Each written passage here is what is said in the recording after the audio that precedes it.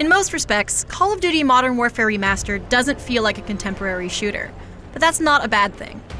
Modern Warfare is a classic, and its faithful remaster adapts both its still great combat and dated level design into a prettier package without sacrificing what made it great 9 years ago. Modern Warfare Remastered definitely shows the original's age, but it works as an embodiment of what great shooters used to be, and one that still plays well. Dead ahead. Stay low and move slowly. Will be impossible to spot in our ghillie suits.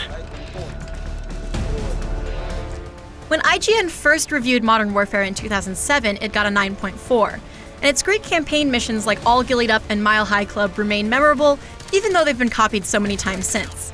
But it's the combat that stands out most. Modern Warfare's speed and range of movement is much more human than in something like Infinite Warfare or even Black Ops 3, and that makes for white-knuckle warfare. It made me flex FPS muscles I haven't used in a while.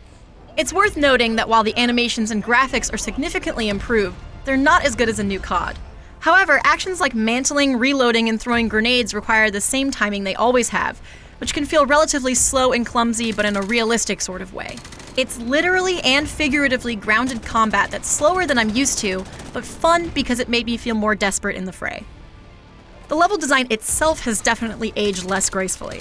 Linear war zones with blown-out cars and buildings scattered haphazardly throughout still work in that they contribute to the stress of finding shoddy cover or a decent vantage point, but a lot of the campaign levels and most of the multiplayer maps are designed for little more than to create areas to duck behind, as opposed to a more modern map design that makes good use of vertical space and gives you options in combat.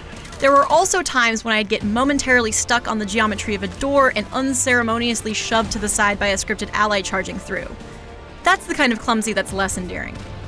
But even in a muddled map, there are still moments that truly stand out in Modern Warfare Remastered. Repeat, we have a confirmed nuke. A nuke detonating in the campaign or a satisfying kill in multiplayer still has a big impact, and its classic warfare kept me coming back. For more on Call of Duty, check out our Modern Warfare Remastered graphics comparison, our review of Infinite Warfare, and the first 15 minutes of the Infinite Warfare campaign.